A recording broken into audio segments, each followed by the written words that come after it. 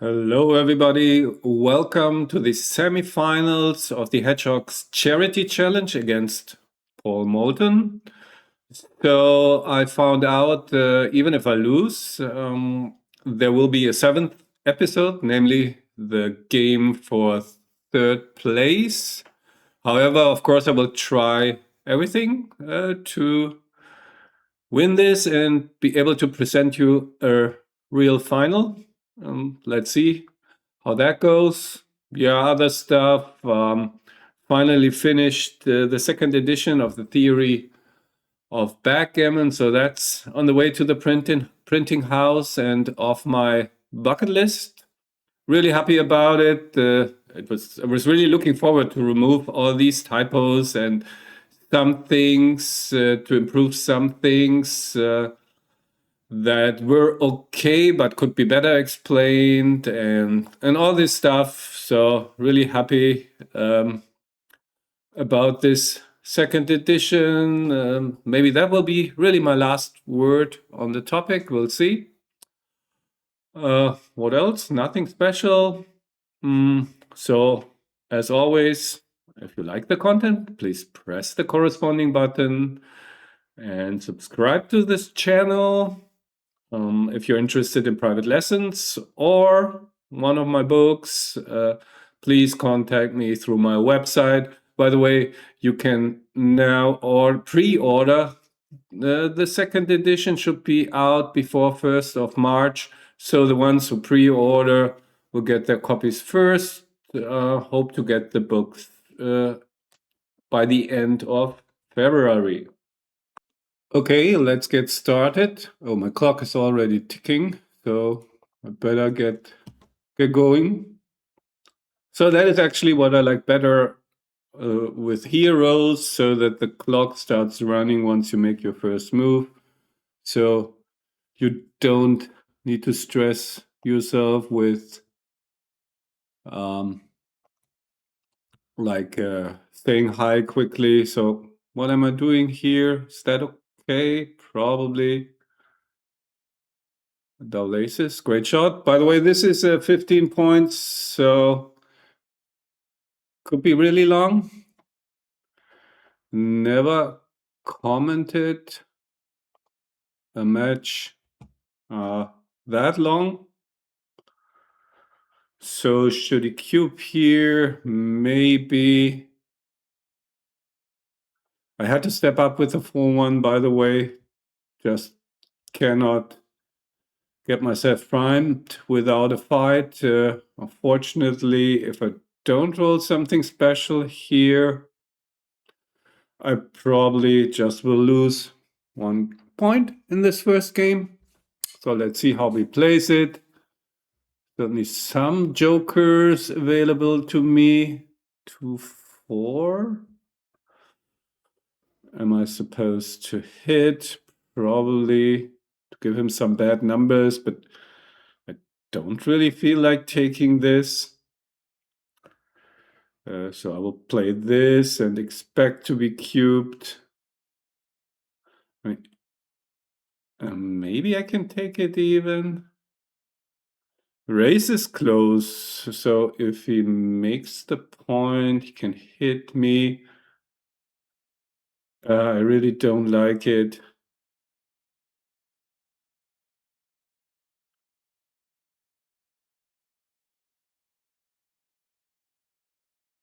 Yeah, he cubes, of course. I mean, he can hit me. I'm in bad shape. He can just cover. I'm in really bad shape, so I will drop this.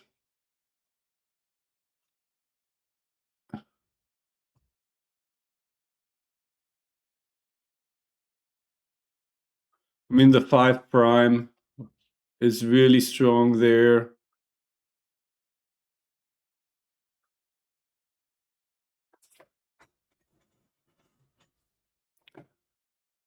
Okay, hitting 2 checkers, probably correct.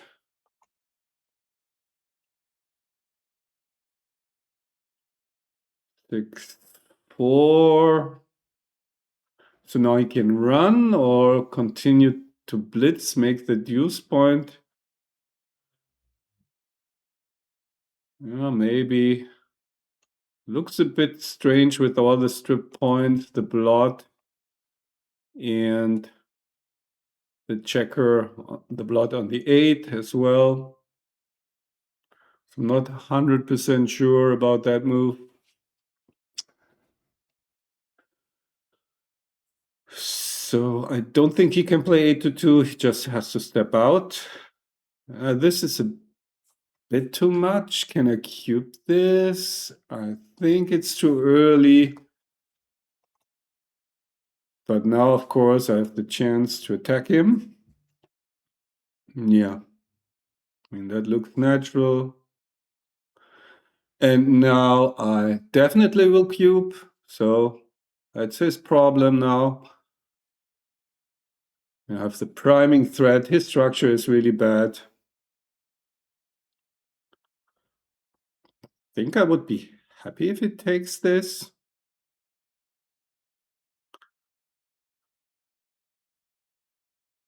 So that means I think it might be a pass. Maybe not. Certainly not an easy decision. So he's taking his time.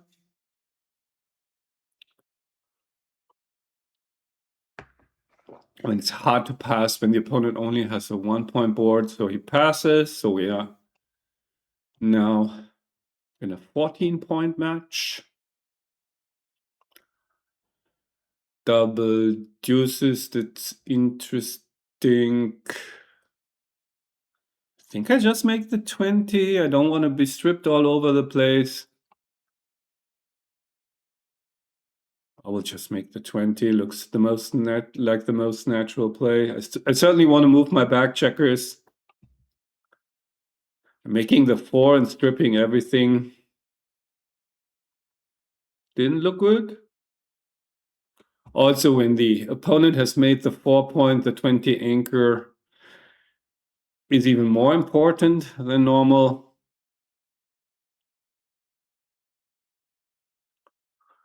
Yeah, he probably, now that I have an advanced anchor, he should split his back checkers. So try to get an advanced anchor himself. I don't like this.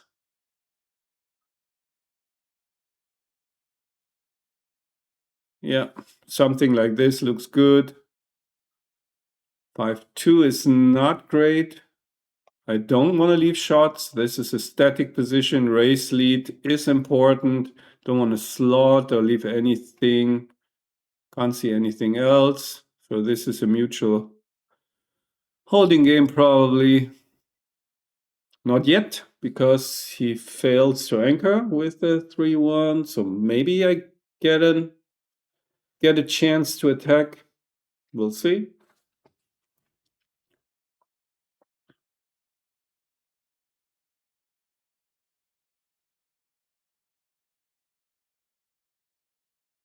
Okay, yeah, looks reasonable. 4-2. So now let's see what he does. He rolls double threes. Had he danced, I would have cubed, of course. But now he became the favorite with this joker.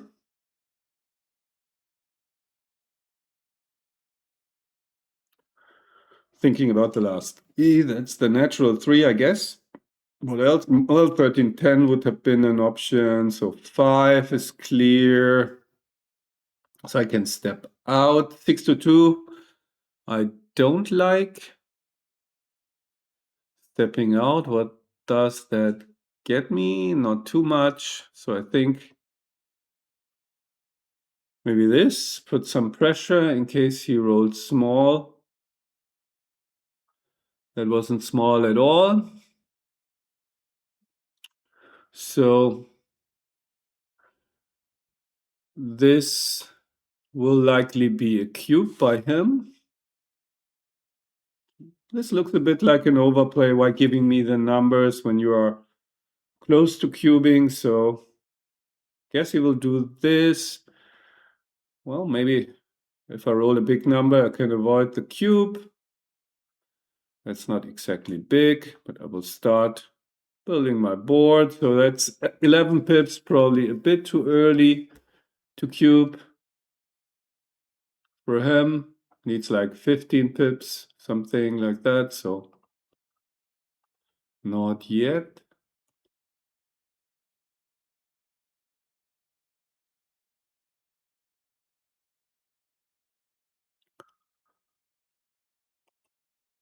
Okay, that's a doublet, but not the one I was hoping for. Well, something like this maybe. 10 pips. Also, he is running out of spares in the outfield, so that could produce some problems clearing the points. 5-4 doesn't slot anything. Maybe playing something like this. Don't know. He will be reluctant to hit me even with the 1-3. And that gives me a bit more contact. Not sure. Maybe that was a slight overplay because of double aces.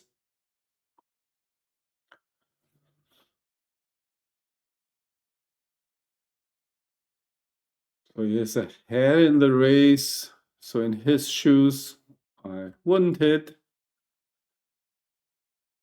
I mean, that was the reason for my play, that I probably not getting hit. So now I have to move.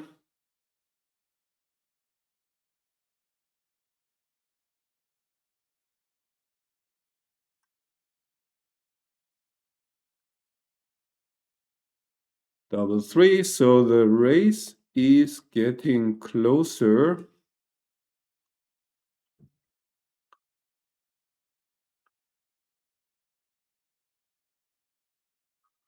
I guess he has to play 8-1 here.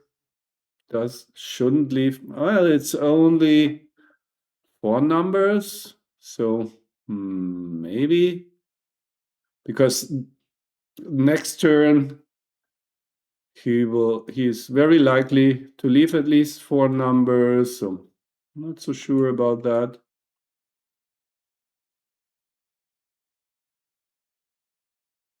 Well, good decision. Now he can clear the 10, so maybe he was right to just play 8-1. Correct, I mean.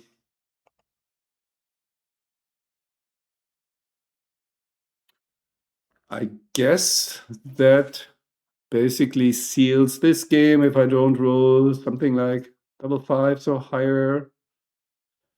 5-1 is not enough shot equity, not enough race equity, not enough equity overall. I think at least, so that's 26 pips, so nope. Okay, slow start here.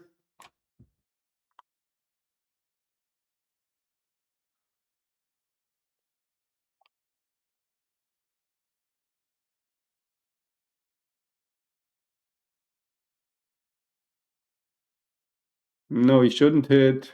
Has escaped the checker, so 13-8 seems perfectly fine. Anchor or bar point. Huh. I think I want to keep contact being down in the race. The bar point is an asset. Now I really want to make the anchor, but okay, 3-1 was a good roll for him. Cannot do it, so I will just run. Yep.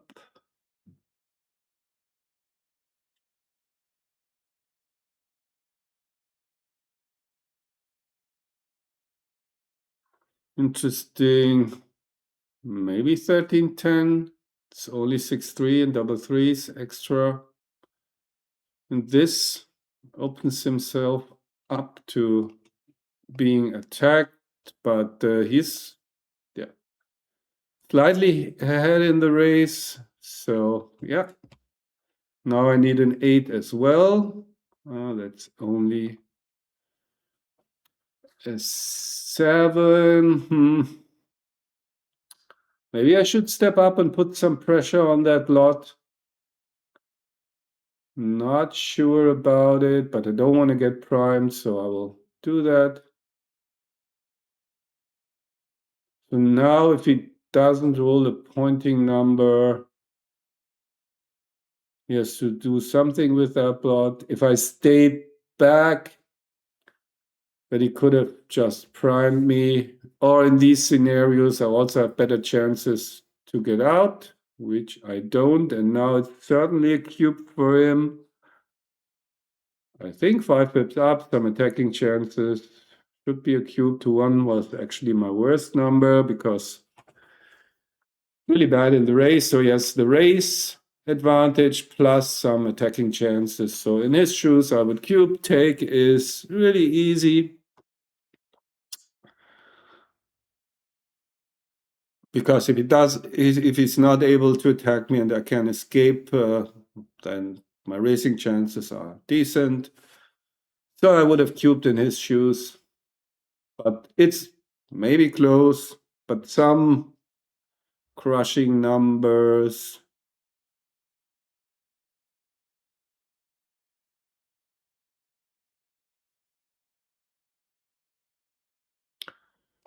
Okay, 5-2, not a good number. Again, I cannot escape, so nothing to do, but wait and hope for the best.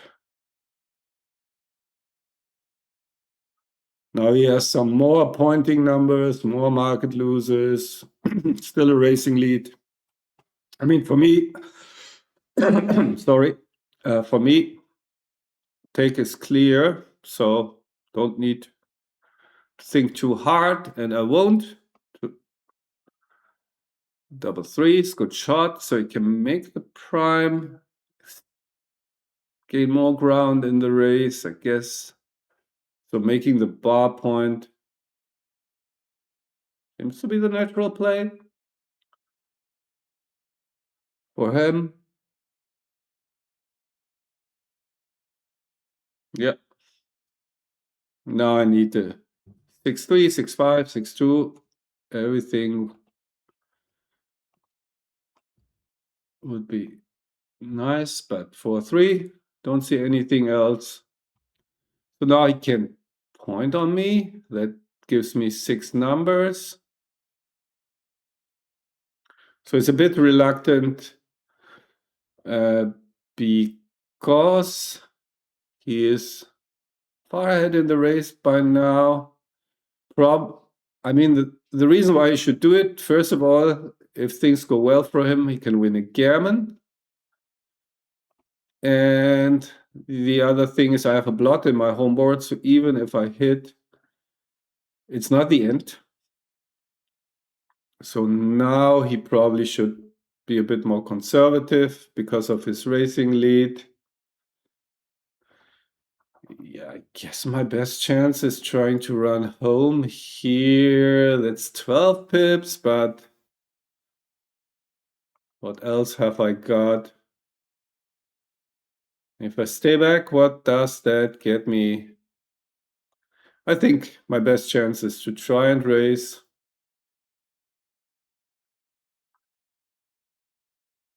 Not great, but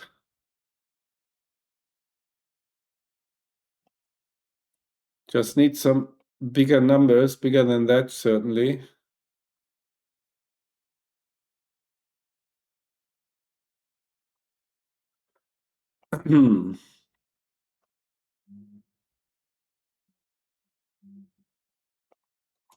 Okay, a start, but still a long way to go.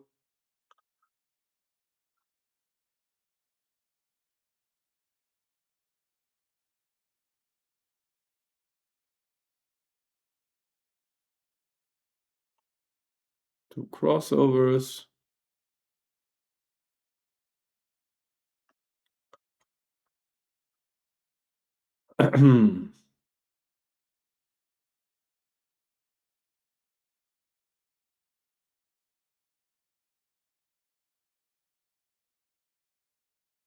Not enough. Need a big doublet, probably. Just the opposite.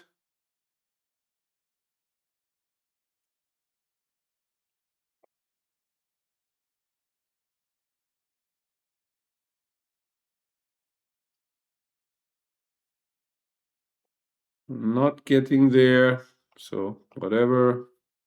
No big difference here. No checker off. That's disappointing. Not that it probably matters. So I have 11. I don't know. Whatever. Really. Uh-huh. Not that it helps. The high numbers now. So that's game over.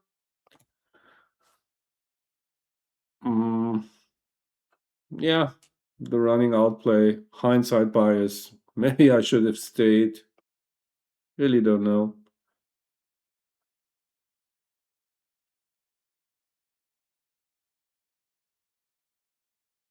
So that's hitting two checkers. The correct play, I mean.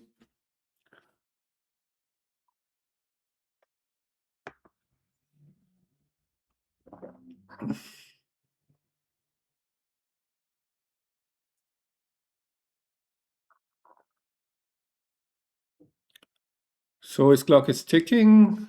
I don't know. Does he have problems here? Ah, he ran. Okay, so here I'm back. I was sleeping for a couple of seconds. No, not really sleeping, but I was just wondering what's going on. So that was a mistake running there.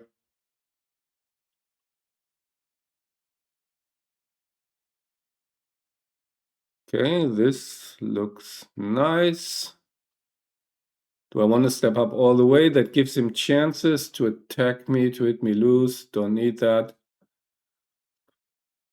Okay, I'm ahead in the race. Have a shot. Deuces are good. Sixes, aces, threes makes the 5. I mean, not massive my advantage. I'm down in the match.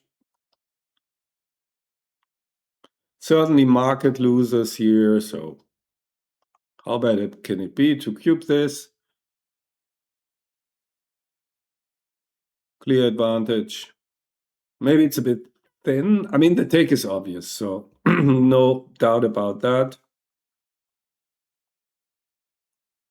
So now let's see what he does. So he is able to cover, but still not out of trouble here. Maybe he should play 13-9 because sixes are good for me anyway to get counterplay. Certainly should cover, and I would play 13-9 probably. Not 100% sure. But 6-2 certainly makes my life easy. Now I'm getting that checker home as a start, and of course I hope to complete a prime or attacking him because the race is still close after his double fourth. So that's a great shot. Just in time, by the way. So now we got the 6 prime. So how do we do this? I guess make this 6 prime. That's the better 6 prime, so let's do it.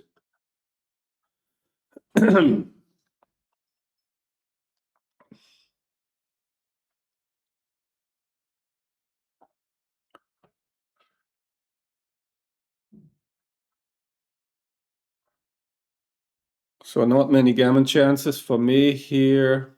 I certainly will hit loose if I roll a 4. Or 6-5, so I could make the ace point. 1-6 is terrible. So can I lose if he hits me here? I mean, the good thing about 6-5 is he may dance forever, and then I can win the gammon. Bad news is, of course, he can roll an a6 and turn the game around. So can he turn the game around if he rolls a deuce here? Possible, but not likely. So this probably wins more games. So the a6 is really such a big swing. So I will do it like this. I still can close him out. Okay, that makes the whole thing interesting, actually. Now, of course, I hope that I will dance forever. If not, I'm in a bit of trouble.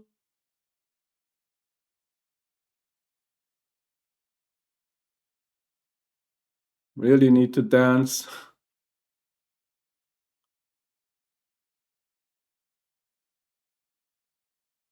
Yeah, if it's the other checker, the problem is he's probably crunching before I enter, so that is why he's reluctant. But if he doesn't hit it and I enter, yeah, maybe that's the way.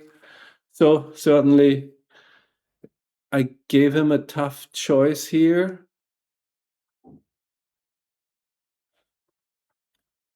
I mean, he shouldn't be playing too aggressively for the win, because that, of course, would offer me gammon chances.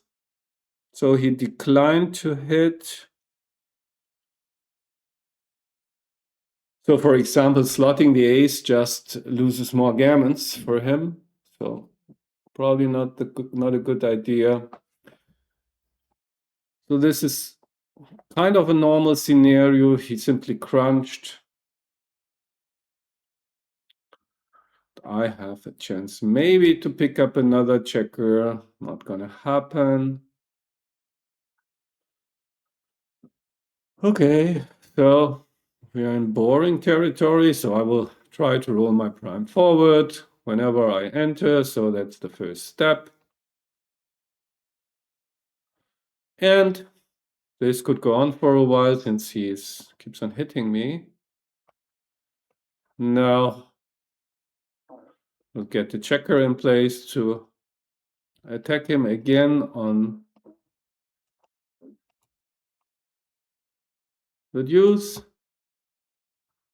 Just standard rolling forward plays.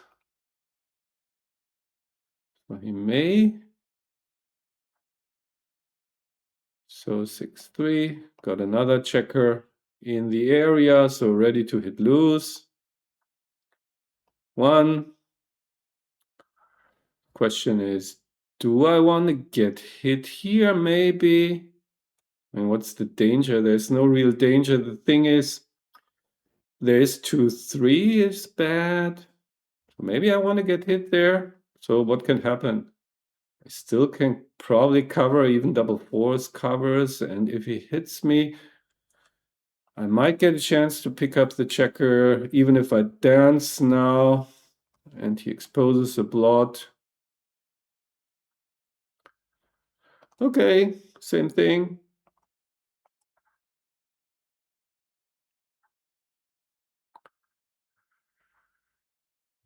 So do I want to cover? I mean, the game is really boring and it doesn't matter too much. So cover here, blot the ace. I mean, that never should be an argument, but really, yeah, talking about very little equity forth and back. So this is a non-cover. That's a bit bad.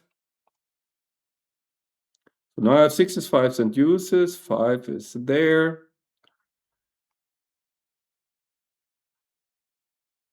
And I leave a shot to make it interesting. He dances. So, huh? What happened? So, so do I have my entire role to play? No, I have the 4 to play. What is happening here? Huh? Okay, now I'm back. Undo. Okay, here's the position. I don't know what was that. Maybe a mistake by me. Not that it matters. Just wanted to make sure not to volunteer a shot here. Gammon is very unlikely. If I roll a big doublet, he rolls small. So one big doublet makes it interesting. Not happening. So that is the gammon. So he'll lose. I will win 2 points. Yeah.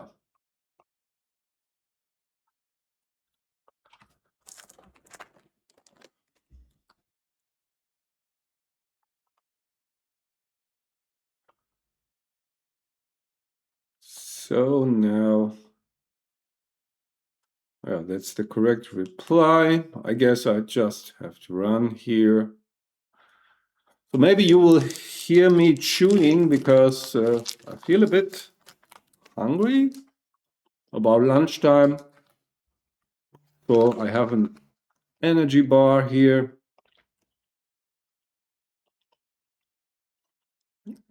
That's, by the way, important also in tournament. You need some fuel for the brains.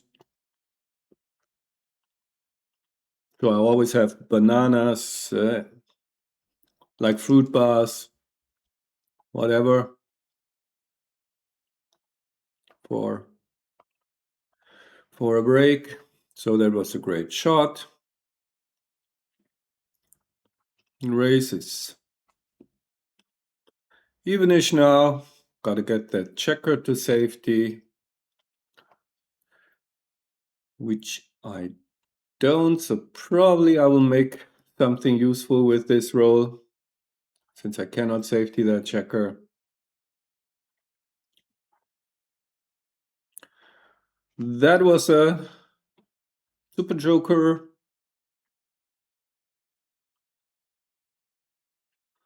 Best hitting number.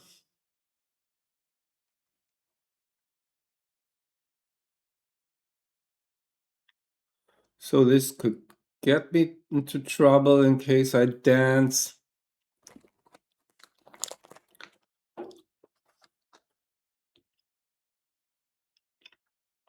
$21 pips. That's bad. Problem is I lose so many gammons here. So he can roll a 3. Just bring builder down.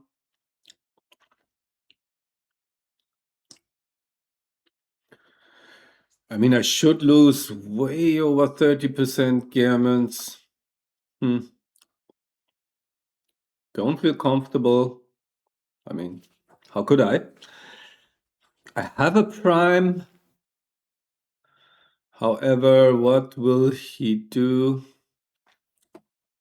So we'll bring 2 builders down for sure.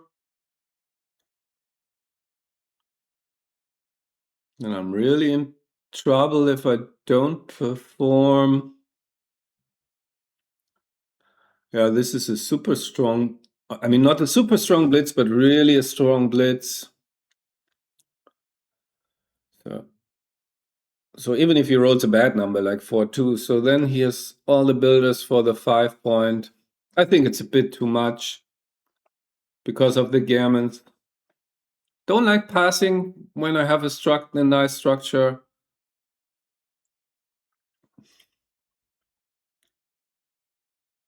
So, but don't think that that was a big mistake.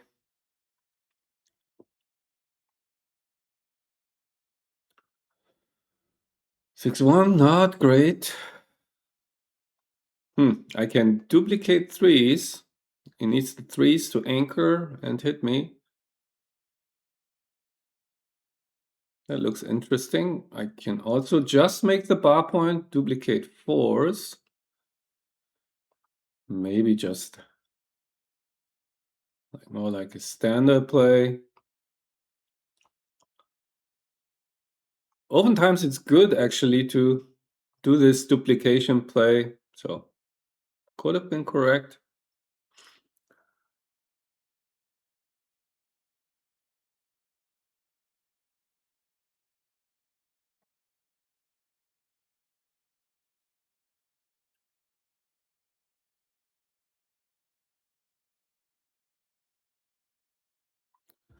Okay, he's priming me. So I gotta attack, counter prime, something, make something happen. So that is something. Certainly gonna hit. No other option, right? Just priming looks weak. So he hits me. Need a good number here. That wasn't a good number, so I guess this is just a pass if he cubes because of his prime. Sixes, aces, hit the next checker. I don't have a priming structure, many gammons. So yeah, I will just drop it.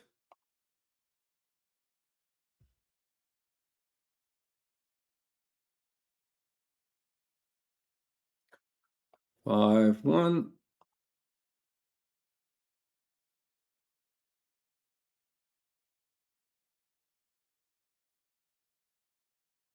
Double sixes. Guess just, I mean, hitting on the ace looks bad, probably is bad. Continues to roll quite well.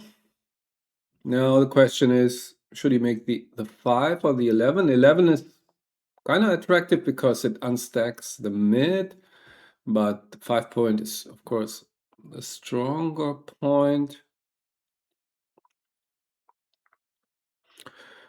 I don't like stepping up. I mean, I would be happy if he does it. So this looks stronger than stepping up for sure. 5-3, I can run out, but then what? I think I will just go for the prime and hope to get counterplay like that. I mean, the 8 point, once you have made the deuce point, is not very useful.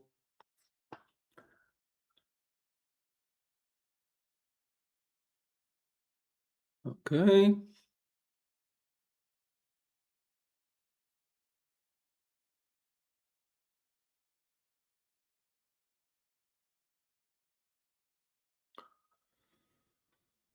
Yeah, that looks good. If I dance, for sure.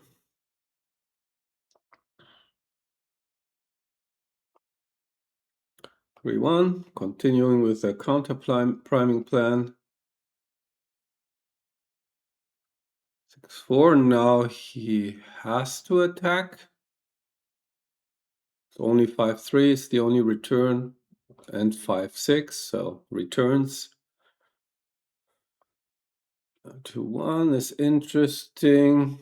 Do I really want to split here? I think so. Put pressure on him.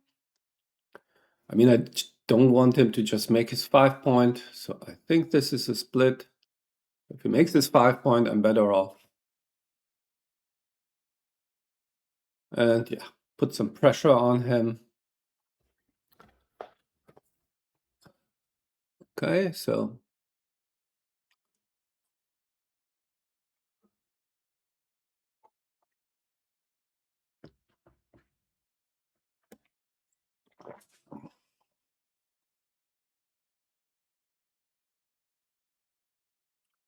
yeah, it's risky to hit loose, so understand this play. That in the race probably looks good. And if I dance, in good shape.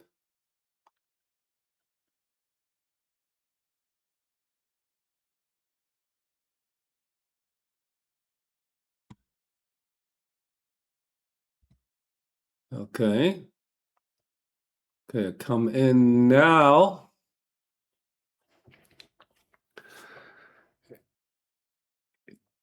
Doesn't look like the best of all plays to split here. I mean, that opens me up to an attack in a priming game. I'm doing okay. So maybe I should just slot and go for the counter prime. His threes are good anyway. if I play this 3 step, so he can attack me or step out. If I play like this, there's a reasonable chance that he crunches. Rolls big numbers. So like that. Checker on the 23, the third checker is dead for now. So this, does that get me? No, I will just play this. Feels wrong to activate that third checker.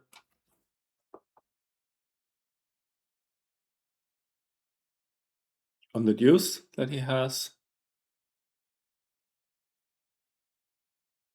Maybe I can roll a 9 or just bring the builders down. Well, that's unfortunate, to say the least. Because I have to leave additional numbers. Wow. So the 5 is there. Can I really afford to play something like this? It's 3s and aces. But if he rolls big numbers, and if you play like this, he hits me, I'm in bad shape. I mean, I have to go for the 6 prime here, don't I? Not really sure.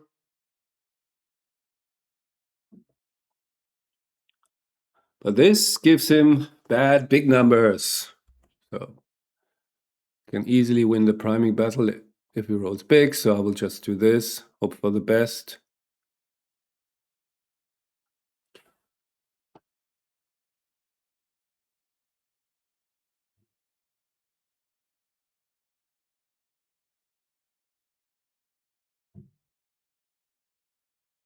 So he's thinking about cubing. I don't like his cube. He's leading in the match, and this game could produce really ugly 4 cubes from his perspective. Take is obvious. Let's see what he rolls. And even here, I roll a 3. I'm not convinced that this was a cube with my recube vig at the score. Or actually, I'm happy to have received the cube, which may change quickly. Depends on what the rolls are. So now I'm not really happy. Ace 4. So this is a terrible scenario for me. Just can hope that I rolled small and without a 6. That's another disaster. So this looks really bad now.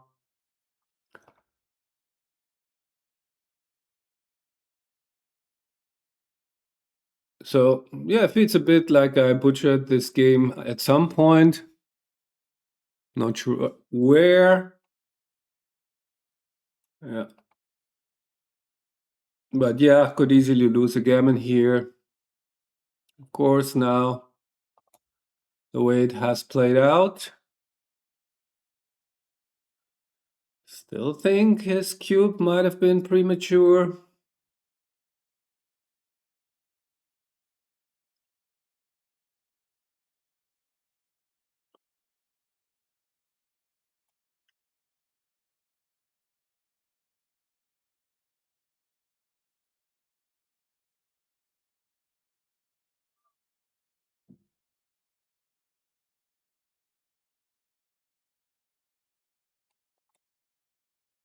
Okay.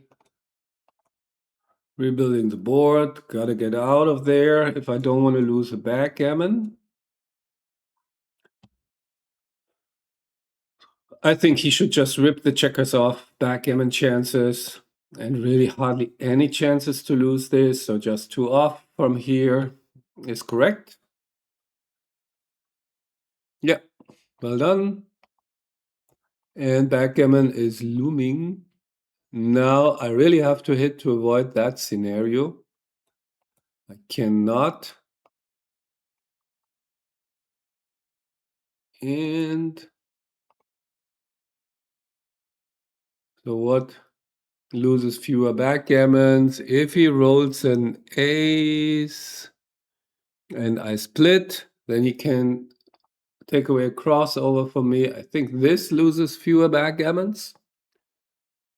Yeah, whatever. So yeah, that was a cooler, as they say in poker. What can you do?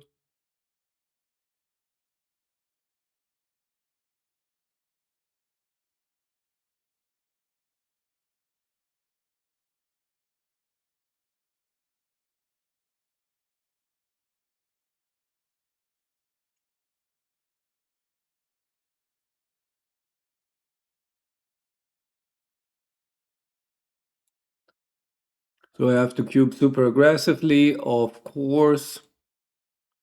Now, I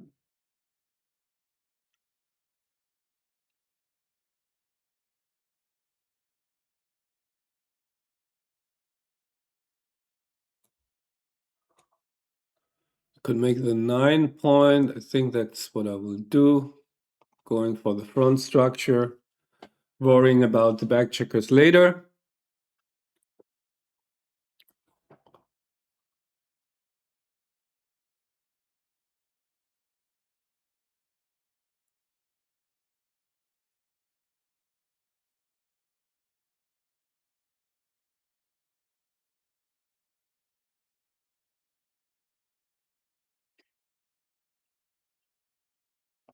So can that be a cube? If I hit, I can lose my market. If I don't hit, still doing okay at that score. I mean, this could get into some gammon scenarios, but I think I'm the favorite here. Yeah, how bad can it be is simply I mean, at this score, you really don't need to worry that much. That's the good thing. Yeah.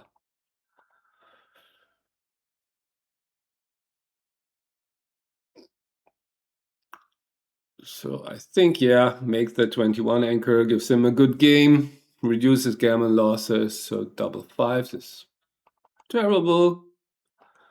I would say, gotta get that back checker out quickly.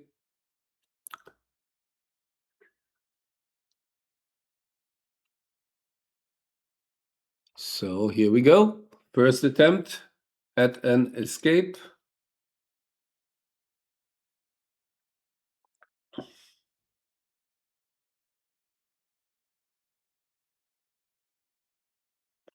Second attempt works if he doesn't roll double sixes or double threes for that matter. And now I get tons of ugly fours.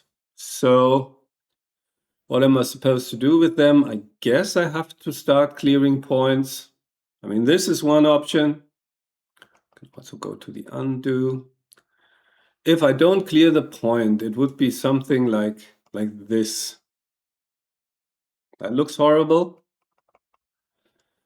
So I guess I will clear the point. And then the last one, maybe just staying back, not many hitters. I mean, why should I give him 5-3, 6-2, 6-3, 5-4? Here it's a lot less, so maybe just doing something like this.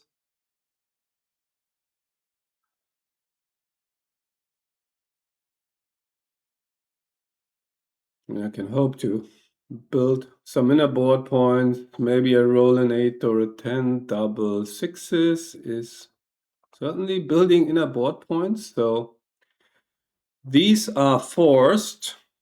And now it's interesting. I can do this.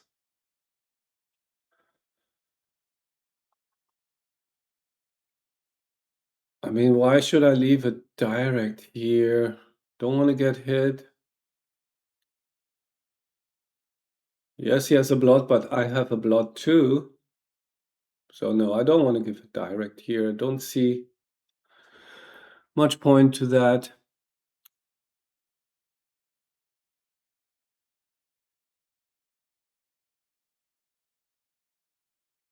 4-1. So now I can make my board and just step closer. So this is a much better situation. If he hits me, which he does, so I better enter. Yep. Okay. Not really wanting to give up. Funny. So can I roll another 3-4? No. So now it's gonna get really interesting. If he hits me, I'm toast. If he dances, I probably win a gammon or very often. I mean, I cannot do anything else. I just have to be aggressive here. So what's the point in thinking too hard about it? So that's the killer. Well done. So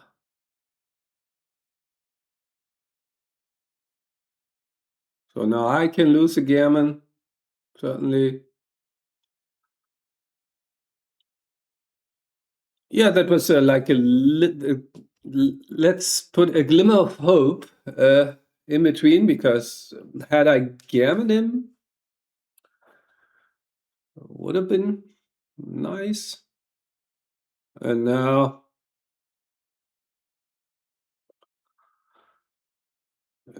comes the part again where I don't know what to talk about.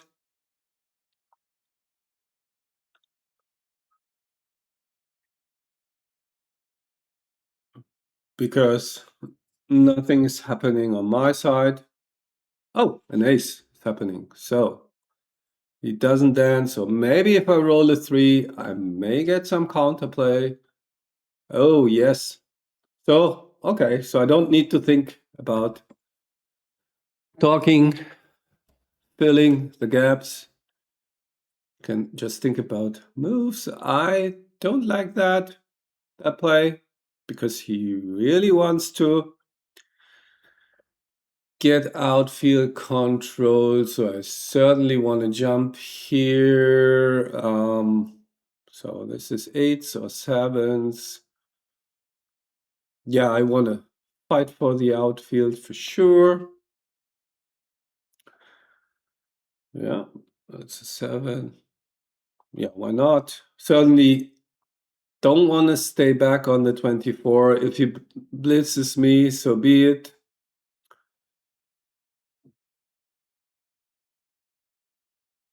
Not really worried about losing a gammon at that score.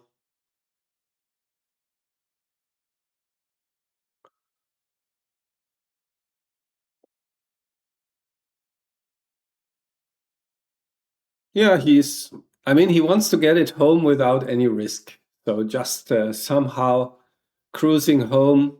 So he's really reluctant to hit there, but if he doesn't do it, he leaves some shots.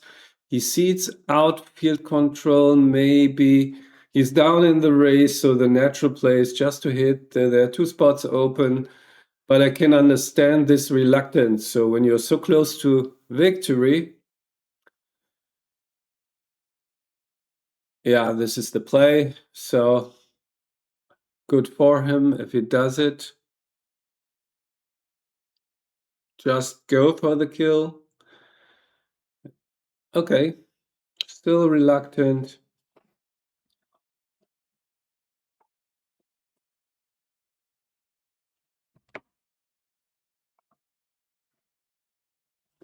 Yeah. Okay. Didn't do it. So of course I will hit here. Now he dances, so time for me to get out of town while he's on the bar. I guess. Same thing. Want to play for the outfield. Maybe I could consider, can I consider something else? Probably not. No, I just have to step out with these checkers, hope that he dances long enough. So how does that play? 1, 2. So I cannot cover that one. 3, 4, one home. So that's 3, 6, 4, 6, and double threes. I can play a bit safer. This is only 4, 3 in double threes. Leaves 2 blots. Looks a bit more natural to give fewer numbers. Also, if he steps out with the 6. Okay, if he rolls an ace or deuce, that's also bad. So is there anything else that I can do? I cannot safety that checker with the double threes.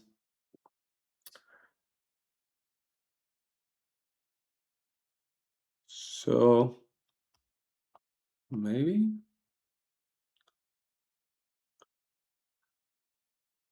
So, but this, I mean, I think it's just like, let's just bring them in as quickly as possible. But that's only 2 builders also for the 3-point.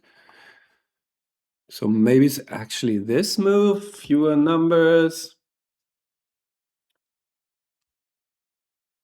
Looks a bit more flexible. I don't know. So have to do something. Double fours I overlooked. I mean, Jesus. So it's still fewer numbers, but the number that's really funny that he rolled the number that I completely overlooked. Wow. Yeah, that's funny. Safety that checker? I guess so. Cannot leave everything.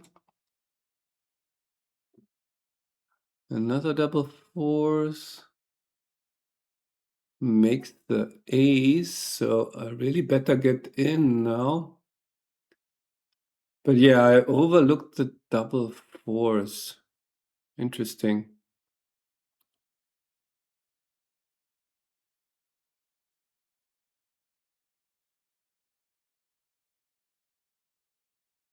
Okay, dancing. So now it really feels a bit that I butchered it, but it was fewer numbers, one more builder for the 3-point. Not really sure. Or one fewer number, I think.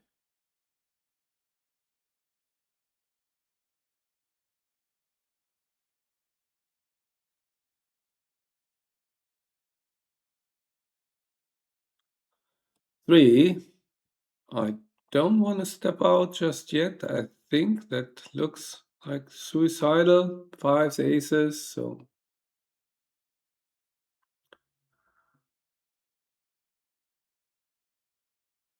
Okay, next time I probably have to, so maybe I should have stepped out. But I also can hit now, can roll doublets. So yeah, that's of course the scenario I didn't want to happen. I mean, this is just total surrender, I guess. So I have to play something like this. Yeah. Now it's fours and threes and aces. But I have some counterplay. What is my counterplay if I play like this? Right? He misses me. There's just no way I can get home, so I will just step out now and hope for the best while expecting the worst.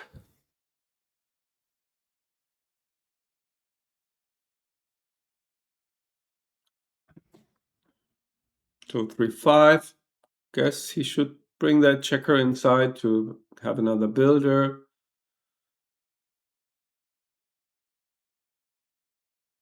That leaves a shot. No need to.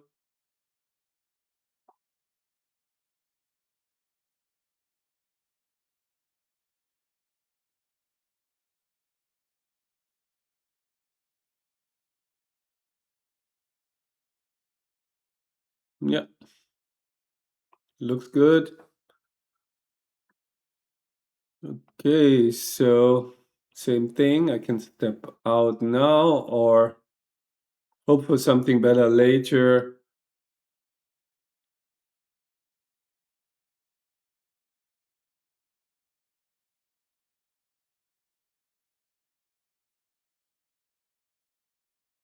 So now again, I have the same situation, some shots.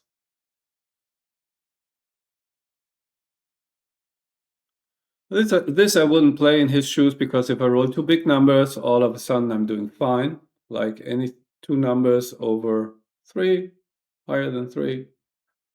Because this leaves some shots, and here we are. This time I don't see the possibility of stepping out. I also don't see why I should hit him. So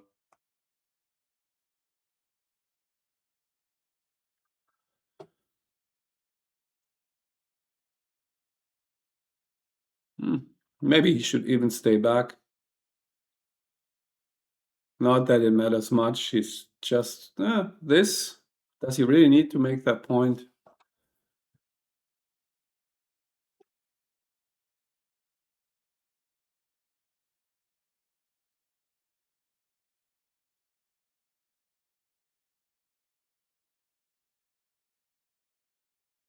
Yeah, only big doublet can save me, probably. Not even double fours if he plays it like that. 5-2. That is disappointing. Yeah, same thing. There are some misses, duplicating aces. What else can I do? So if he rolls like a... Okay, forget about what I wanted to say. It's this one. Not sure why he didn't hit the other one, but probably doesn't matter.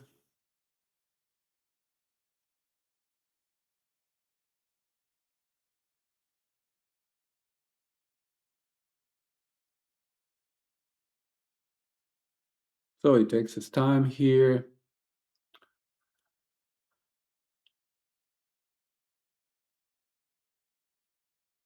Why does... yeah, maybe, yeah, just going for the gammon is not super important, but I think that was a good play.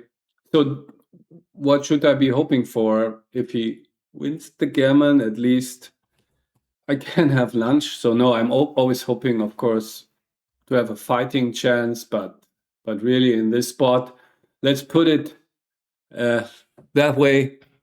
I wouldn't get super emotional if I lose a gammon here.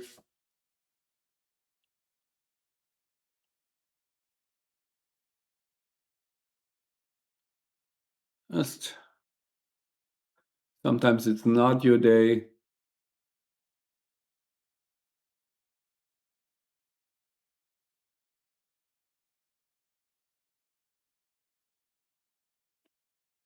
But maybe we could get some interesting Crawford game, or maybe even I get to post Crawford if I avoid the gammon loss. Let's see that. He really wants to finish me off, takes checkers off aggressively. Don't know. I don't like it, I think. Yeah, I mean, if I hit him with only whatever 4-5 checkers off, I have a fighting chance. So yeah, it's not clear. Certainly no big difference.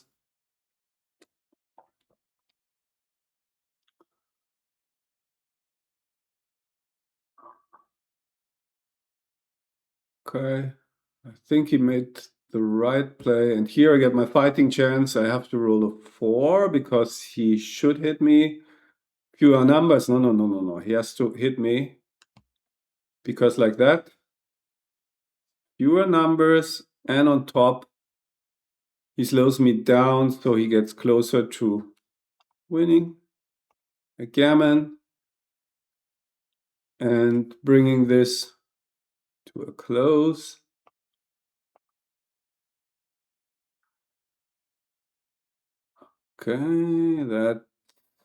Okay, get another game. Got lucky. Yeah, so let's see if I can continue. Getting lucky. Crawford game, so I'm even away, so Gammons matter.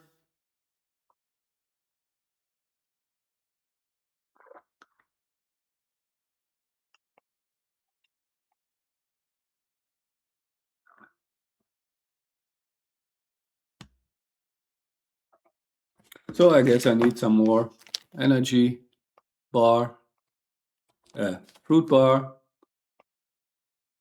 So some chewing sounds maybe coming up.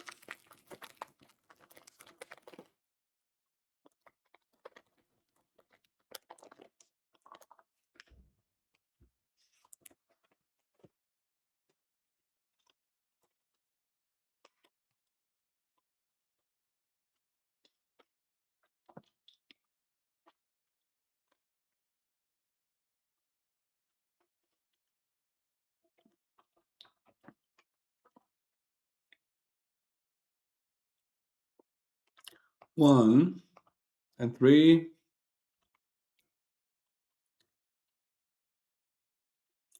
Okay, he's probably going to make the 8-point, of course. Nice structure for him.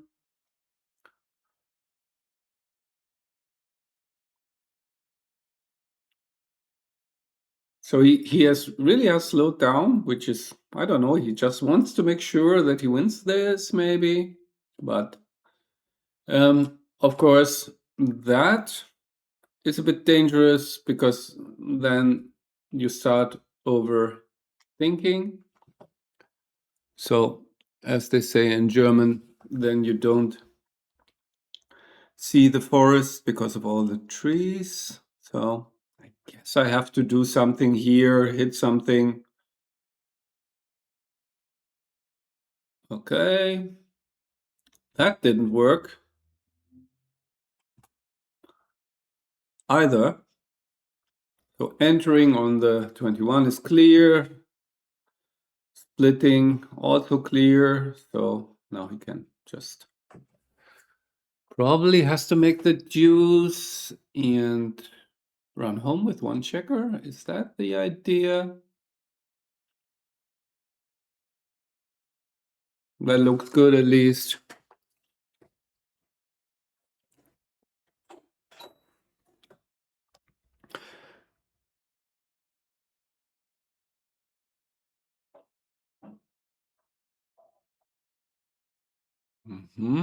Why making the ace? What's better there? That's a weaker structure.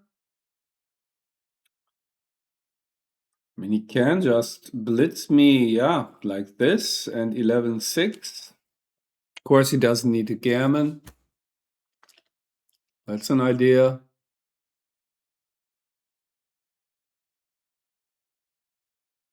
So that would have been probably the move. At other scores, now he should switch, I think. Yes, very, very good. Just he has some more blots to pick, or at least one more blot to pick up. This is the play. I would go with more builders here in his shoes. And I have two on the bar. Again, a chance to just finish it off. Should hit loose for sure. Then maximize the coverage. Yeah, now 9-7. Yeah, well done. 1-6, so he can pick up. At least I don't have any more blood. So if I roll a 4, I can get some counter play. I was about to say, or I said it in the end.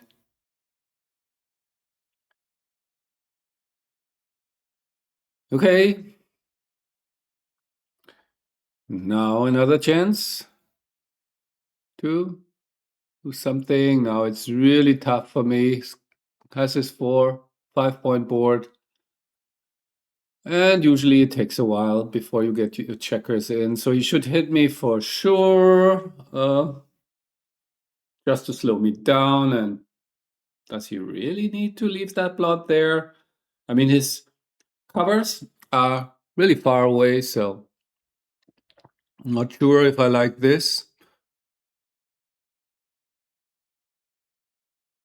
I really doesn't want to play with a dead checker. I mean, the way he plays it, he opens himself up to double three. So in these spots where you're just trying to finish your opponent off, look at some horror numbers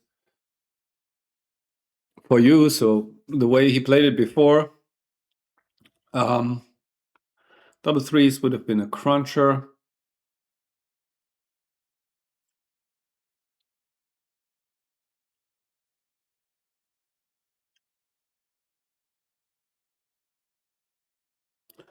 So would have liked to deliver a bit more excitement here, but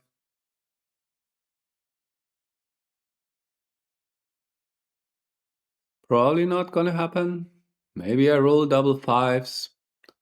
We have a game again.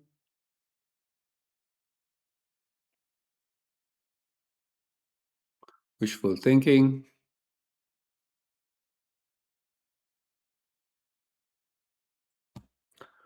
Guess he should hit.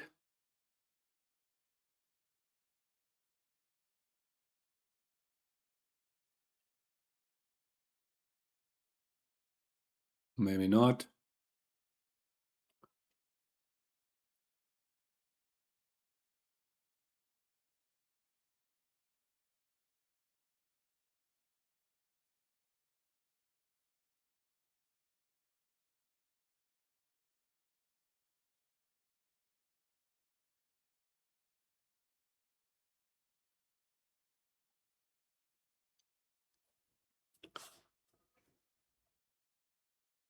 So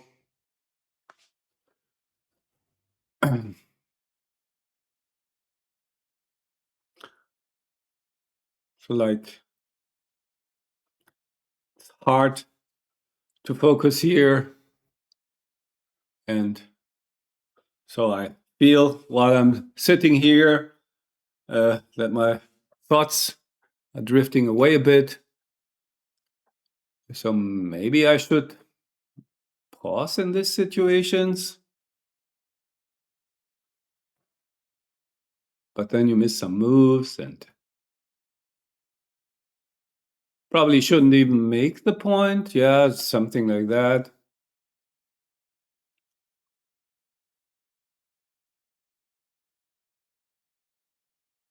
Maybe I can already prepare the thank you.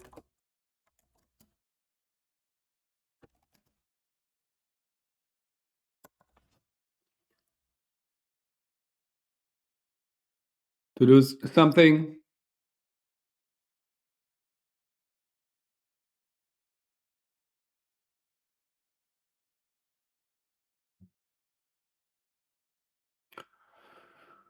Okay, here is my big chance to turn it around. Wow. Now we get into complicated stuff, maybe even. So, okay.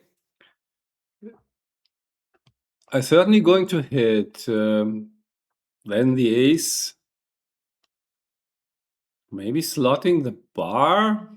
Do I really care that much? But that's 6 additional numbers. Maybe that's an overplay. Really not sure. I can block double fives, but really? So let's just play something. Slotting the bar, 6 numbers. I don't know. But it's an extra builder, and of course now gotta attack. Good news is I cannot lose the gammon, so I'm gonna be attacking. Spread them out for lack of better ideas. 3, 5. So now I've got outfield control. Certainly don't want to leave a shot there. So, maybe something like this. Okay, quite a few hitters. That's one of them. Can bring down an extra builder for the 4 point. Looks good. So it works out. So now next target is the bar point, of course. So I'm playing like this, but that's again like 6 numbers. And the 8 point also has some value. Maybe I should do it. Feels wrong, so I'm not going to do it. I want to slot the point and have my 8 point still. But in this case, I can just make the deuce. Now I can slot it with maximum coverage. So that's that. Maximum coverage is not enough just yet. Now it is. So now we want to slot the ace or hit on the ace. Just the standard, rolling forward. 1, 2. I'm not going to fish for anything here. With 4 checkers off only. He is a sizable underdog in this game. 6. Is this more flexible? Maybe. Who knows? 1, 2. Do I want to take them off or keep the board? Keeping the board is correct. No. I think I want to keep the board. Okay, 3 off is pretty good. So, seems like most likely we get a bonus here, bonus games.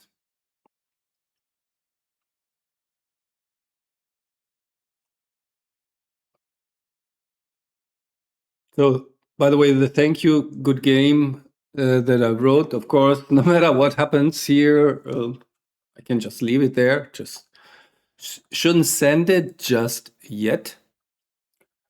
So, post Crawford, can I do something fancy here? So, he has to take everything. I want to produce Germanish, not everything, but I want to produce Germanish positions. So I will do this. Since maybe I can trick him into passing something. Not likely, of course. I will just roll a bit.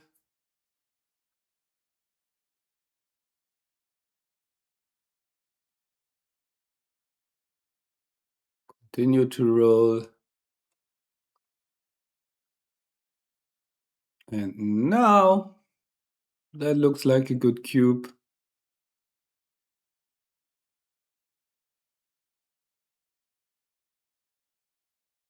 You should take. But you never know.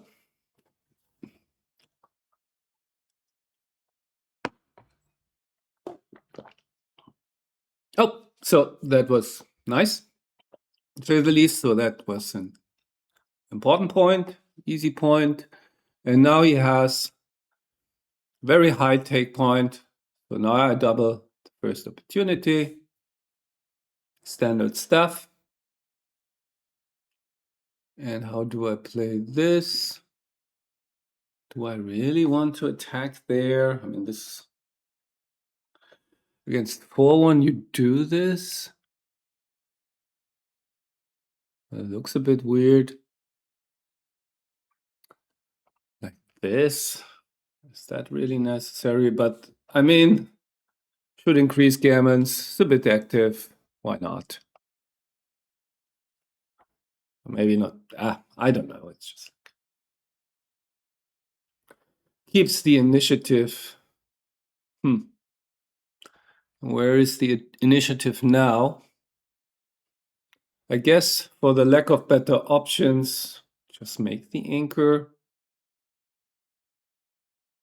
That looks really horrible. So Maybe play pure. I really don't know.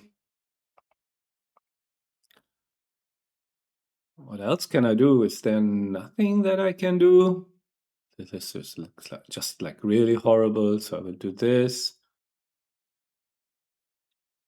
Some pressure, maybe somehow.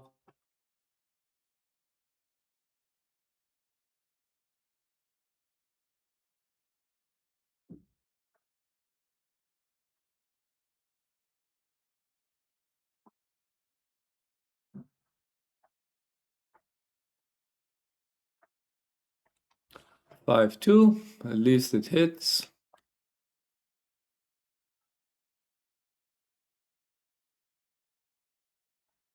Okay, could have considered hitting on the 5, I guess. So just gonna hit here. Normally you could strongly consider to make the anchor, but I'm really not afraid of anything at this stage. Guess I gotta hit this one.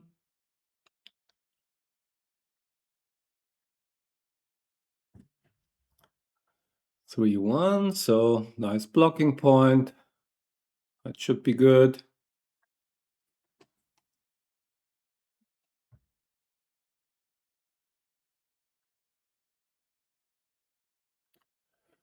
This is not much. Just running. What else? Cannot hit him, so be it. It's not great for him. Has to give up something. I also wasn't sure why he left the anchor, the 5 anchor before developing his front position, but to be honest, I really didn't pay much attention. So now we'll just hit. Yes. Cannot hit the second checker.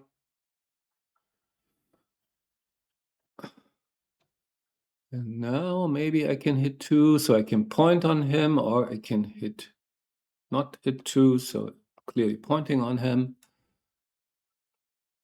Okay, double deuces. Okay, at least the targets remain, so I guess he has to make the 11. Double aces certainly is not bad. Continue building the prime, I would say. Double threes. Now he gets to make his 5 point, but I didn't want to step up into that blockade, so maybe I can make my bar point, which would be nice. I cannot, so I will just go out of town. I think with the back checker. Yeah, what else?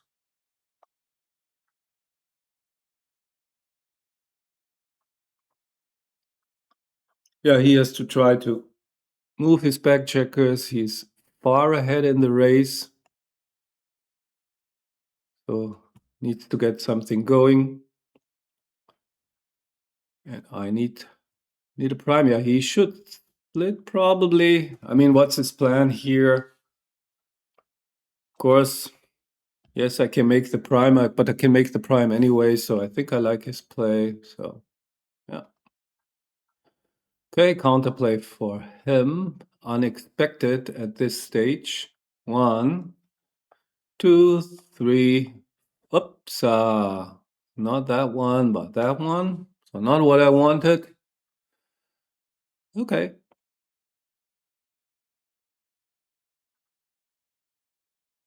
Ace would be nice. 5 is also okay. 3 2 is a 5. Okay, so just another super joker somehow escaped.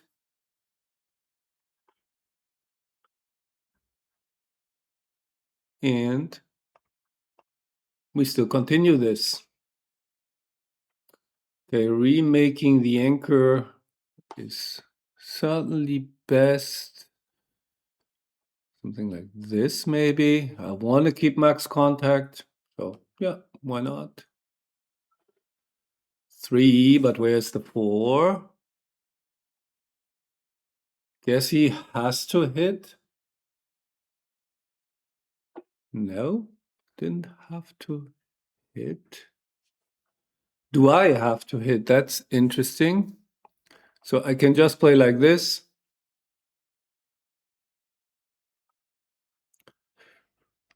Or I can just go crazy.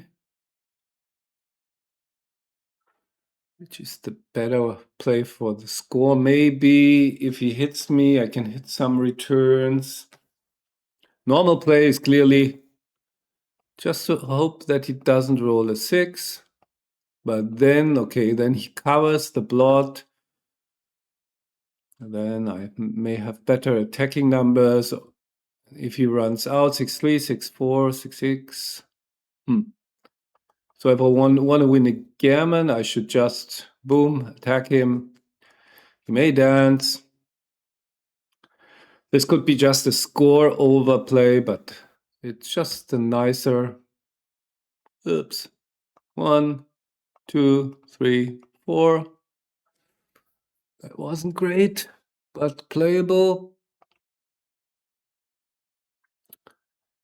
Yeah. Aces, 2s, 3s.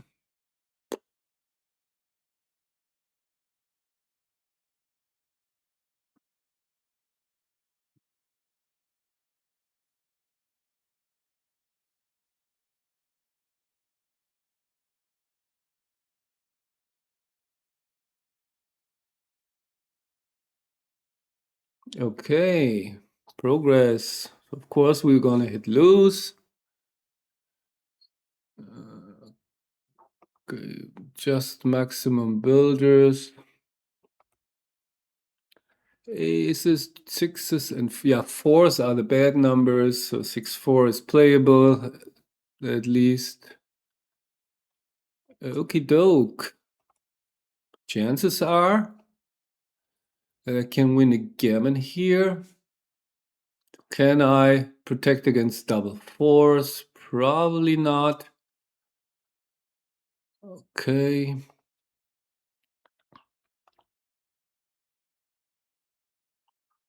6, 5.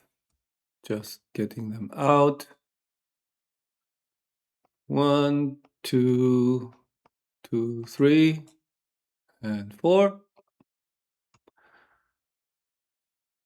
Okay, I want to have max builders to make the point, so that's achieved by playing this, I guess.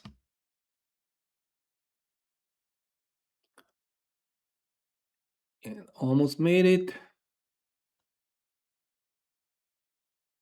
Yeah, I don't want him to anchor, right?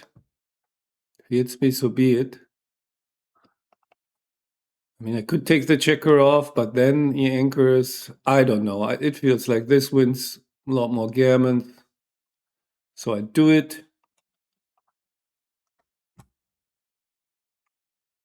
Now, just taking the checkers off looks fine. Now I should clear, I suppose. Now the gammon is assured, basically, if I don't get hit. And not assured, of course, but very likely. So I guess we are in for another one. So it won't say it starts getting exciting, but a bit of hope.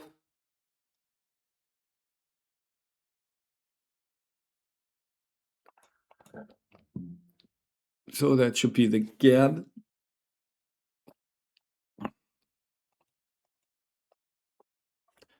And some more chewing of the fruit bar.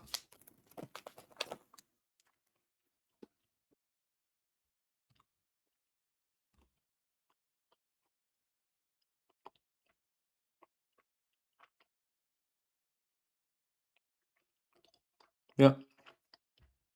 Please, can I pause after this game? When did he write that? Okay, I will say sure. First, I will cube.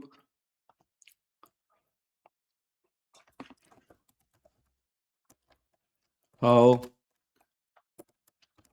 do you do it?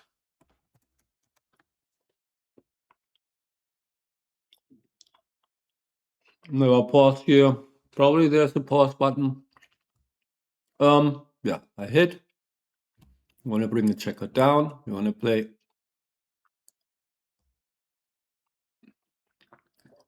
So I really don't know how to pause this.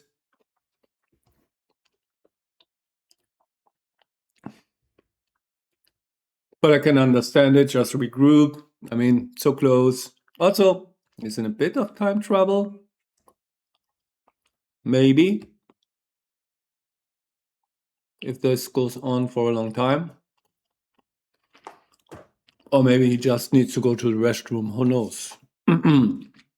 Okay, so what's going on here? And this just doesn't look right. Even if I want to win a gammon.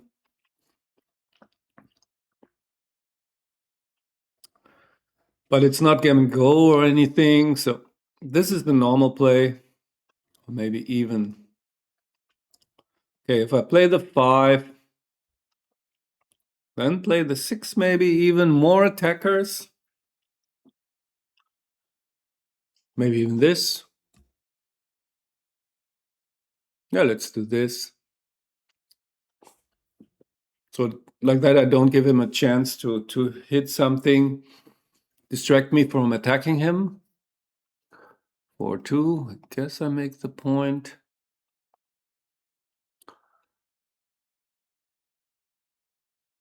Now I really would like to attack him. Even better, pointing on him. That was crucial for him.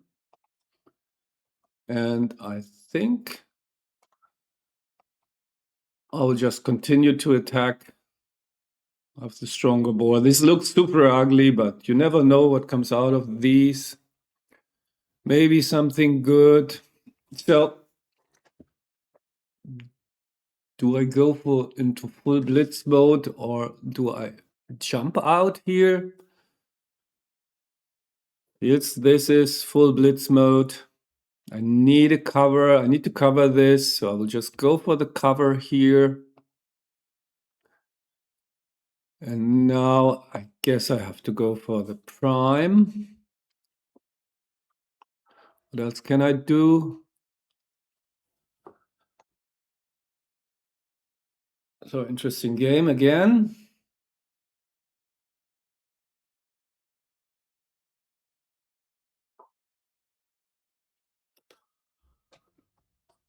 Okay, aces, 6-3 is also good. Of course, hitting everything now. Okay, this was a great shot for him. Now I need threes, and he needs deuces. And maybe I just want to slot here.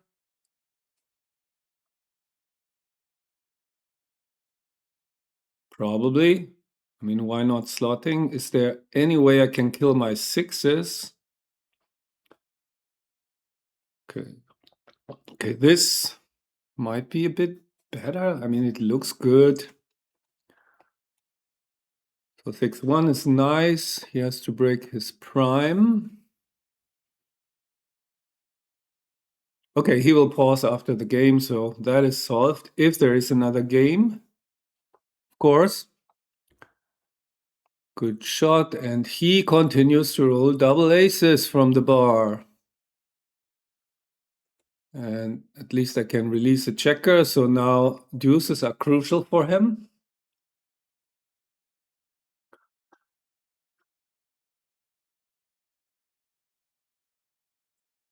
Interesting game. So, actually, side note, with so many checkers on the ace, you actually do lose some backgammons. So that is an ambitious goal, but certainly not out of the question here. So I guess he has to switch. Yeah.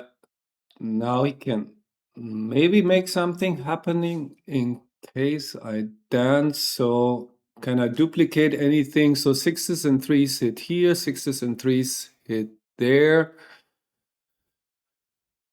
5, 4, so double 5. So I think I will play this. Or, yeah, why not?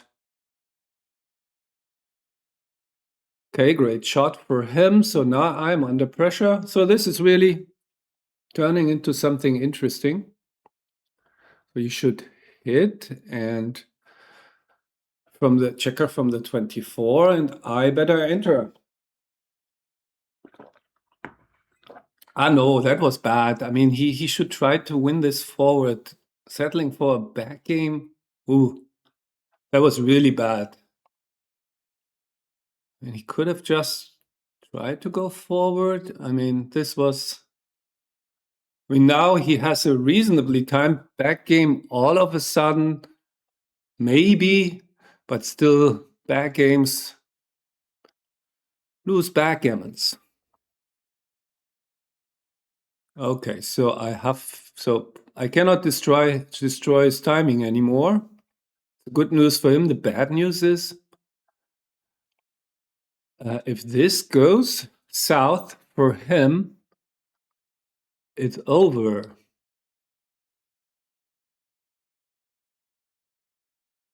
So I guess I will just take checkers off for 3. Not especially great. So the threes have to be played from the. Why is it not falling? Okay, I will play the 3.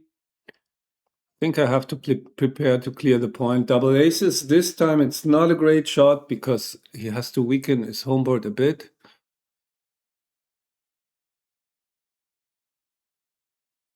As I said, didn't like him going for the back game here.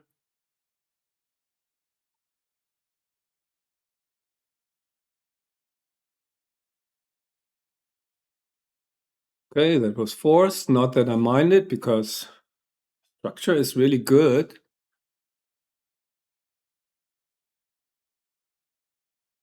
Yeah, and he has to get these checkers out of there. Backgammon would be terrible. So now I have bad aces. If he steps out from the 22, which he of course does.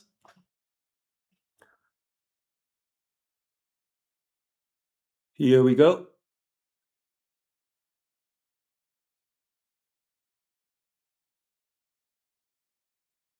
Well, for a moment I was dreaming of a backgammon. Now I'm somehow hoping to win this. And still quite a bit of work to do, but I better come in quickly.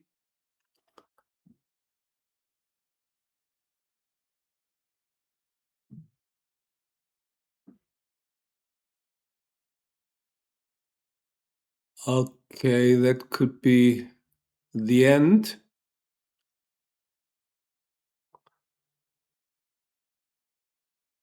of an exciting battle, but double deuces was just the suicide roll, unfortunately.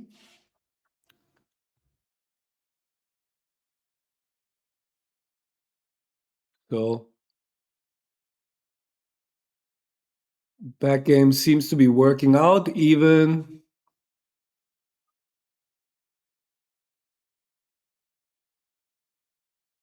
though I didn't like his strategy really.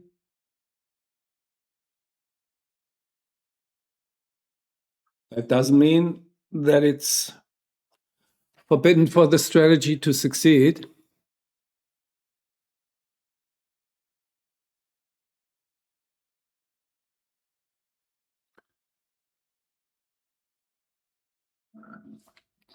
So nothing with which I can entertain you now because I'm kind of brain dead. Long match, lots of talking,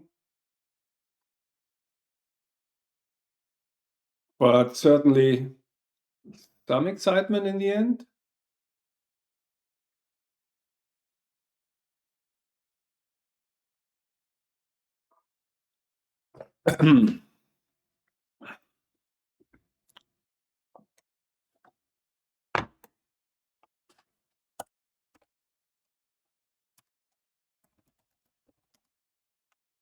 So this time again. Oh, I just wanted to write the thank you again. Man, still have a chance. Wow, does that hit somewhere? Probably not. Okay, how am I supposed to play it? Like this? Maybe. That's a 7, probably the only play. So if he wrote small, do I have any? I don't want to leave it direct, so that has to be the play, I suppose. Yeah, I cannot hit him. Just verifying it. Boom. Okay. This is really a funny match. Okay, so it rather looks like I can save the thank you for the next game. And something more to come. So he will take a break. And yeah, so let's wait for the break. So now break. So break. I don't know. Can he take a break?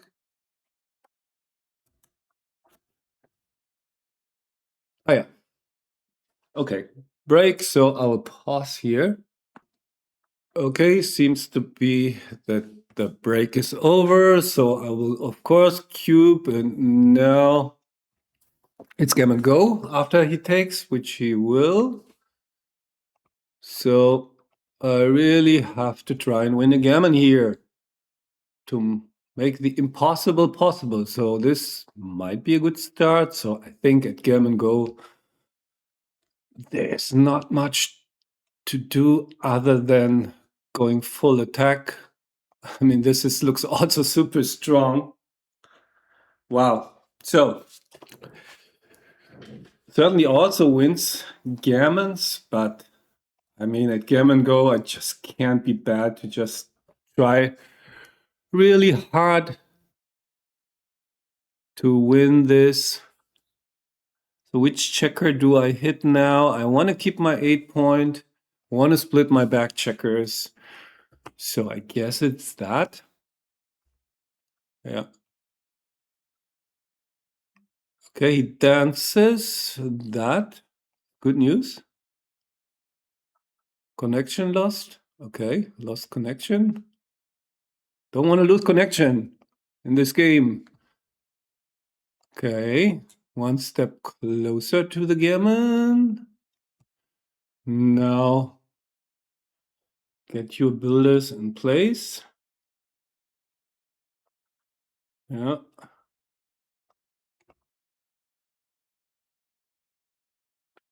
And more builders in place. And now I have to hit this. Gotta have an extra builder and gotta step out, I suppose. Okay, that was a big swing. Still attacking, of course. So this is all standard stuff. So that double aces was great because it allows me to switch. Yeah. And yeah. And keep him from anchoring. So again, same thing. Builders in place. And I guess like this. Sixes, fives. Yeah, what else? I mean, that looks fine. So don't want to give him good. I don't want to give myself bad double fours, so that's something to pay attention to. So maybe everything plays if I play like this. And now another builder in place. And the door is closed. And double threes I can play. Is there anything else? Okay, I play the 6 here. Probably it all doesn't matter that much. 4-1 doesn't move that checker. Do I have to pay attention to double fours in any way? Maybe 6-1.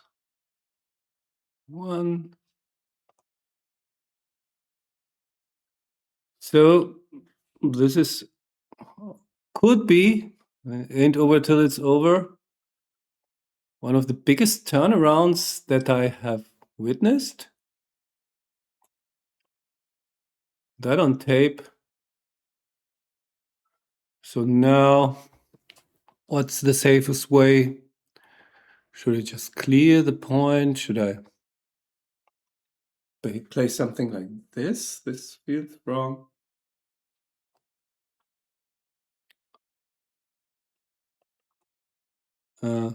But also can't be that bad.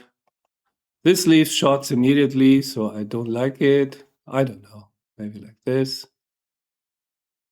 Okay, so drama may continue because I just rolled a terrible number, but nope.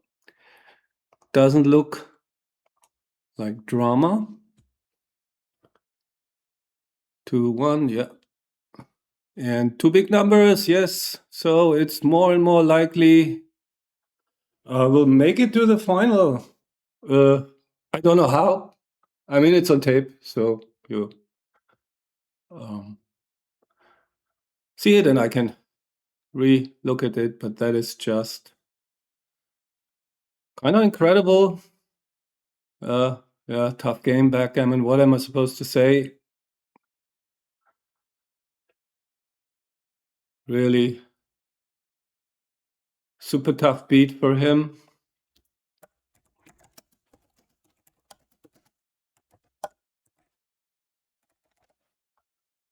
Yeah. Indeed, amazing comeback. So he's really a nice guy and a sporting type. He must feel really bad about this, but this happens to everybody sometimes. But in this magnitude, haven't seen it. So both played well. Happy about my performance again, and I will do a super quick analysis, I think. So here's the XG analysis. You can see my Q play was almost perfect, but that's not a big deal in this match because really we got to Crawford and post Crawford so quickly, and then cube actions are trivial. I mean, we can look at them, this one first, but this was just a standard pass, so that was not a difficult decision, I felt. Next one, a cube was clear. And I felt like I wanted him to take this. Did I say that? It's an easy take. Wow. Or I don't know what I said, but yeah, it seems like an easy take. And I think I got that one wrong. So I should have been very happy at the time being that he dropped it. So yeah, a wrong analysis here by me as far as I remember. Then, yeah, double split. So that's not a big mistake. Can understand it. If she wants you to unstack the midpoint. That pass. Yeah, there is some shot equity, so I was toying quickly, like for a moment, taking this. However, the problem is I really have no cube power here. By that I mean in a long race where you have recube power and you win 22% of games, so then you can take basically. However, here, so I don't have cubes when he leaves a shot, and after I hit him, I win the game anyway. So there's no recube vig here for me. So that's why this is a pass. Lack of recube vig. Then he could have cubed one roll early. I think I mentioned it, but he still got a profitable cube in. But now it was really the moment, or would have been a big mistake not to do so. Simply either he points on me, then he loses his market by a lot, and if he rolls a nothing roll, then he's still a solid favorite. So typical ingredients for an initial cube take looked obvious to me. Yeah, this one is kind of strange for a player of his strength, because that is just standard opening. Maybe he thought because of the lead in the match he has to deviate. I really don't know what happened there. Then that cube I found, probably even a cube at the normal score, but certainly much closer. But at this score, fairly standard, I would call it. Yeah, maybe not. I don't know. It's just like what you look out for is, are you good numbers? So deuces are good. Of course, they hit. Sixes and fours may attack that other checker, and aces, threes, sixes make the 5 point. So basically, you don't have any bad numbers. And if you happen to roll something like a 5-4 or something, it's still okay. So you're still in good shape. So I misplayed. Okay, I overlooked. This is fairly standard. Just put him on the bar, get aggressive, keep him from making the point. So I overlooked it. I think under normal circumstances, when I see it, I make it. Maybe not. Who knows? Because this also looks really tempting, my play. And yeah, but the standard is you point on him, and like that you win more gammons and you keep him from making his 5 point. Okay, so I win this game. Next game. Yeah, I really didn't want to take this. I remember I wasn't sure. I think I mentioned that when I have a good structure, it's really hard for me to drop. So in this case, I got lucky in the sense that both decisions are equally good. So I couldn't make a mistake here. I opted for the more conservative decision. Then, yeah, this is a super big pass, even trailing in the score, closer to good. So again, as you see, my QP are great, but also not many situations where I really could have made a mistake. So here I did something really. I should have. Okay, so this is interesting. I felt like I didn't want to get blitzed, but in the end, it's more like a prime than a blitz. And 6-4, don't want to cover from my bar point. Yeah, now I see it. After the 5-1, it felt kind of bad. It just the numbers. Okay, what I was afraid of is just the numbers I diversified. 3-step up. And aces, sixes, fours hit, so I really have to survive the blitz here. He will attack me, but it's my best chance, actually. So very big mistake. Difficult position, but it's just like, how did they call it, a red herring or something? This third checker on the deuce, I talked about it. So once I split, then it gets useful again. Can do something. So I really didn't want to give him that opportunity. At least I found the correct move here, and a very good decision by him that I probably wouldn't have found, that he cubed this with a lead and everything. So I was actually kind of happy to have received the cube.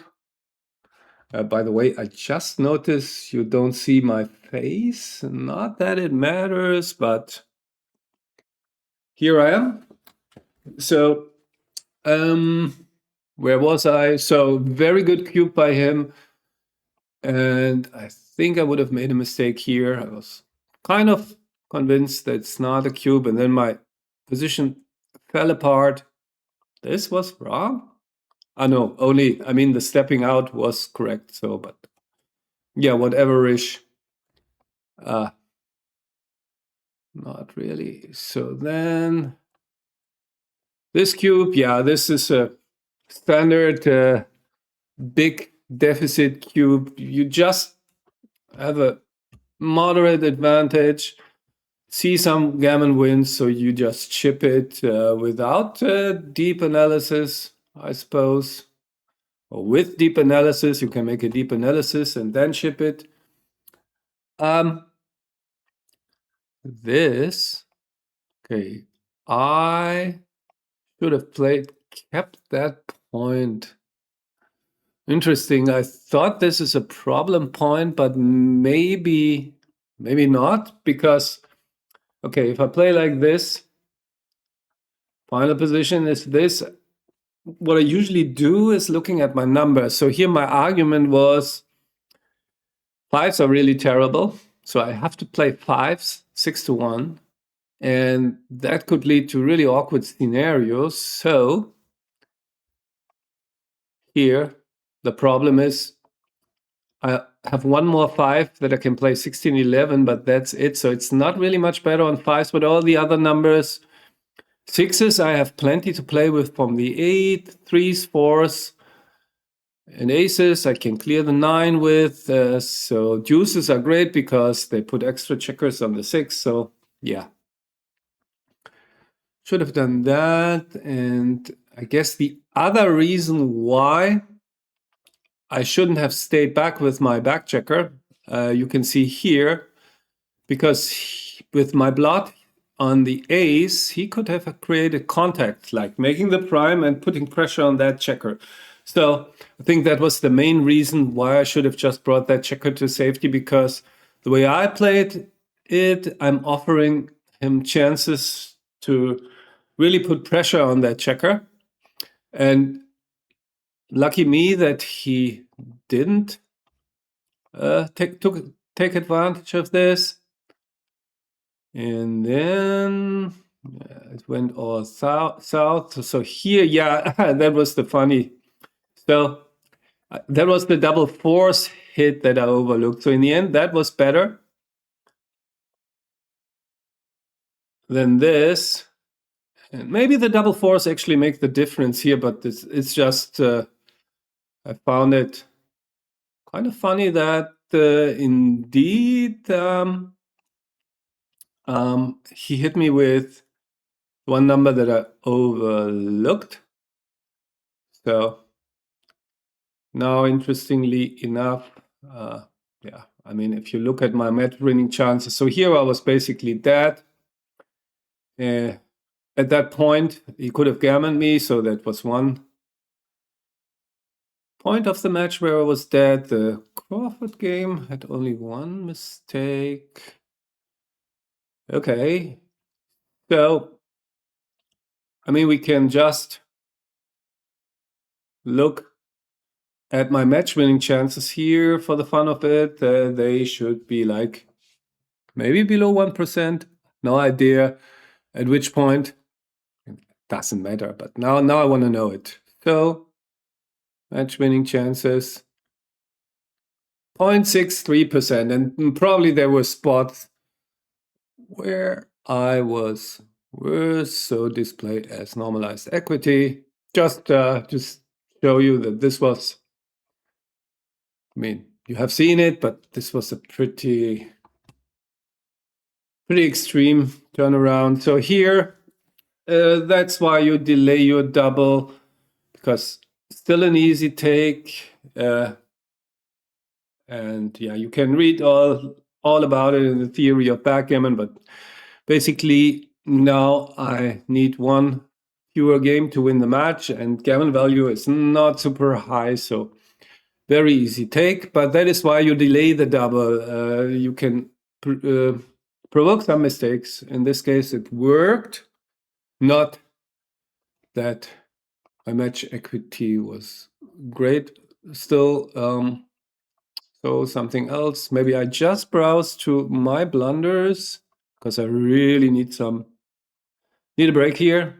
Over 2 hours. I think that's my longest video.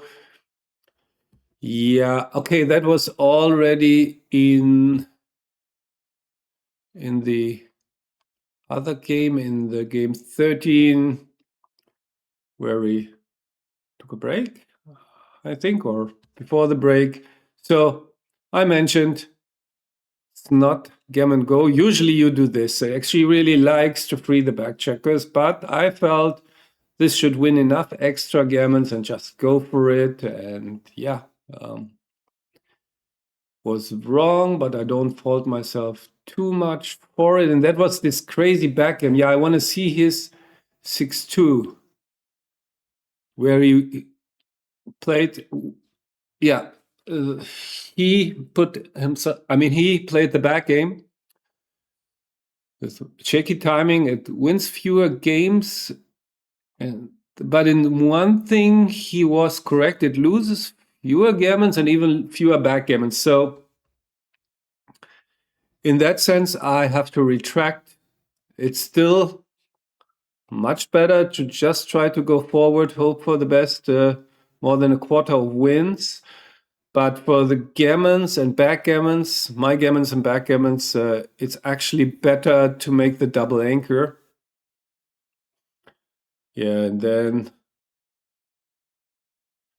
then again, we can look at my match winning chances just to show you. So here I had over 1%. So I was a lot better here than before, but yeah, terrible match to lose, of course. So whenever this happens, you win a match like this, please make a mental note, because the next time you lose a match in this way, then at least you can remember that you were also on the other side of things. So it happens to everybody, goes this way and that way. Of course, this one was really kind of more important to me, simply because I really want to live comment final. So, and we are there against Cato Fordham. So met him in Ireland, in Dublin. Also a very nice guy. So I just looking here, didn't I have an intro? Yeah, here it is, where the theory of backgammon second edition appears. So now with that, I can say a proper goodbye. Yeah, until the final. Bye-bye.